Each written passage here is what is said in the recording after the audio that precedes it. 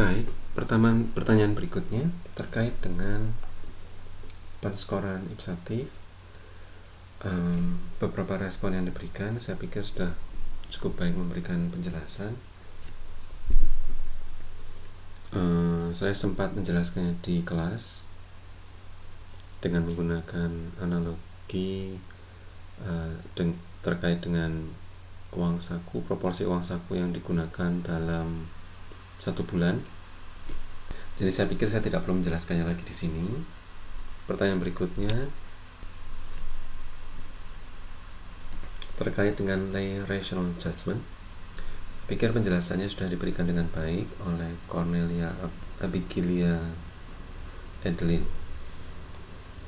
Ya, rational judgment, lay rational judgment itu berarti penilaian yang diberikan oleh orang awam, lay person, oleh orang pada umumnya, biasanya terkait dengan face validity dari sebuah tes. Kemudian pertanyaan yang berikutnya terkait dengan eksplikasi konstruk. Eksplikasi konstruk itu kurang lebih merupakan tindakan, usaha, proses menguraikan isi dari sebuah konstruk, mengidentifikasi indikator-indikator perilakunya, memberikan batasan tentang apa yang masuk dalam sebuah konstruk ataupun apa yang tidak dapat dianggap sebagai perwakilan dari suatu konstruk. Misalnya kalau seseorang hendak membuat sebuah tes, misalnya tes intelijensi, maka dia perlu membatasi perilaku-perilaku mana saja yang dianggap sebagai perilaku yang menggambarkan kecerdasan dan perilaku mana yang tidak masuk dalam konstruk kecerdasan. Selain itu juga perlu dilihat indikator perilakunya apa saja, lalu respon yang diharapkan dari seorang testi ketika dia dites untuk menunjukkan perilaku yang dianggap menunjukkan kecerdasan. Oke, berikutnya terkait dengan kelebihan kekurangan dari penggunaan mesin. Saya pikir teman-teman bisa mengira-ngira sendiri dan Bapak sudah memberikan masukan terkait dengan penggunaan mesin. Prosesnya berjalan lambat. Saya kurang setuju dengan pendapat yang mengatakan bahwa bisa terjadi error. Tentu saja bisa terjadi error, tetapi jika mesin dilakukan diset dengan cara yang baik, maka tingkat kesalahannya justru menurut saya jauh lebih sedikit daripada jika orang yang melakukan penskoran. Oleh karena itu, saat ini banyak sekali perusahaan-perusahaan tes yang mulai mengalihkan tesnya dari bentuk paper pencil menuju ke komputer karena kelebihannya itu. Selain itu, kelebihan yang lain, penggunaan komputer tidak hanya mempercepat proses penskoran, tapi memungkinkan untuk menggunakan item-item dalam bentuk yang sangat beragam. Misalnya item-item yang meminta subjek untuk menonton sebuah video terlebih dulu, kemudian memberikan respon terhadap video itu. Item-item semacam ini agak sulit ditampilkan jika menggunakan paper and pencil. Berikutnya, penggunaan istilah baku itu sebetulnya terkait dengan standar. Artinya dalam kaitan dengan ranah isi, maka ranah isi yang diberikan pada satu orang itu sama dengan isi tes yang diberikan pada orang yang lain.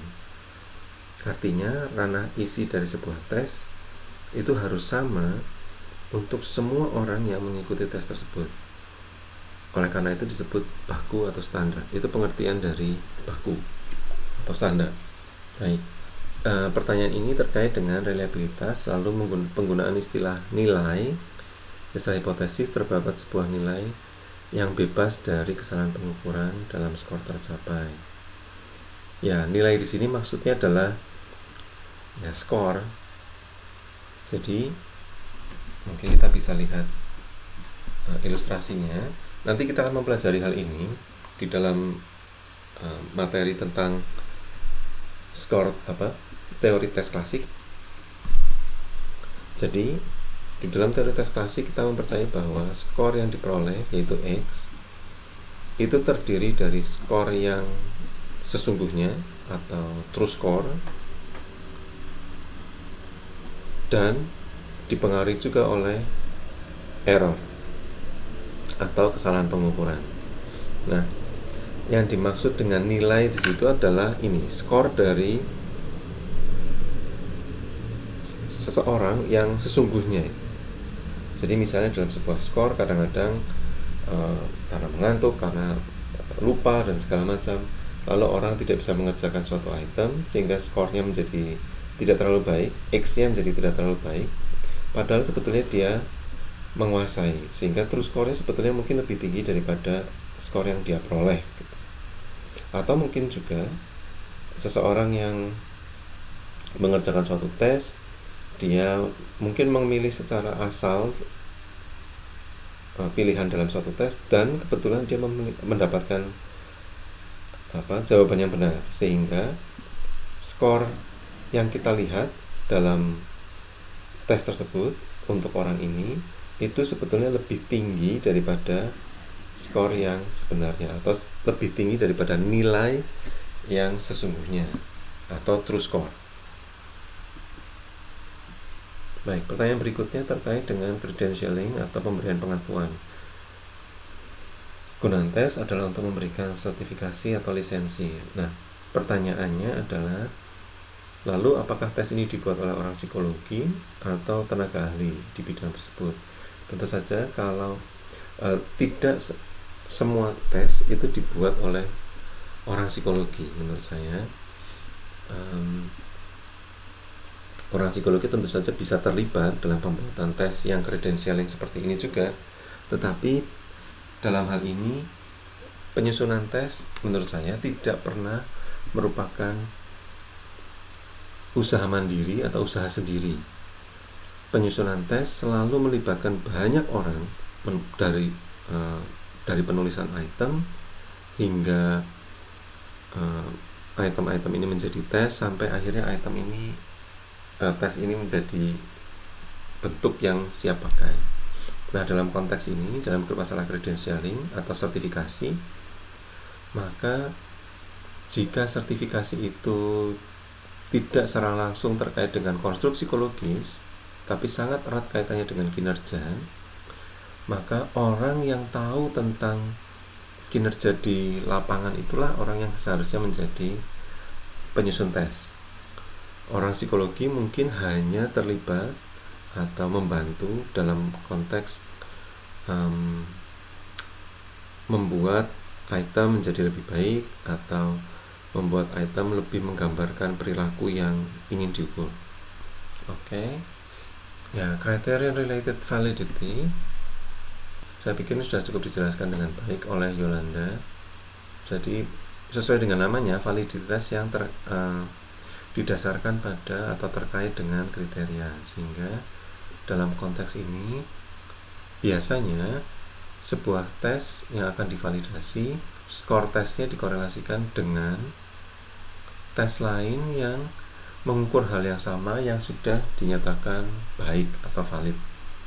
Jika korelasinya tinggi, maka kita bisa bilang bahwa tes kita memang mengukur hal yang sama juga dengan tes tersebut, tapi kalau korelasinya rendah, maka kita akan meragukan apakah memang benar tes kita mengukur konstruk yang sama. Ya, terkait dengan evidensi, pemikiran mengenai validitas saat ini mengikuti standar Educational Psychological Measurement yang dikeluarkan bersama-sama oleh EPA, AERA, dan NCMI. Validitas tidak lagi mengikuti acuan lama, yaitu validitas yang dipilah-pilah berdasarkan tipe-tipenya, tetapi validitas saat ini dipandang sebagai unitary concept yang dibuktikan dengan berbagai macam cara. Nah, cara-cara ini kemudian diklasifikasi menjadi 5, seperti yang dipaparkan oleh Laurencia Erika Adriani. Nah, evidence di sini adalah maksudnya bukti. bukti-bukti yang terkait dengan misalnya isi tes, bukti-bukti yang terkait dengan hubungannya dengan variabel lain dan seterusnya. Semoga itu bisa menjawab. Terkait dengan validitas dulu, validitas sekarang dari artikel yang saya ajukan, saya upload. Jawabannya sudah saya berikan di sini, termasuk juga kiriman dari pertanyaan yang dikirim oleh Patricia Sabrina yang sangat panjang. Beberapa memberikan jawaban yang cukup baik. Saya memberikan jawaban secara menyeluruh yang saya pilih berdasarkan pertanyaan yang diajukan. Jadi silahkan dibaca, jika ada pertanyaan lagi silahkan dikirimkan, silahkan dipost di diskusi syarat tes yang baik. Demikian penjelasan dari saya. Terima kasih atas perhatiannya. Tetap sehat, tetap tinggal di rumah sebisa mungkin. Lakukan social distancing untuk mengurangi penyebaran COVID-19. Sampai jumpa lagi.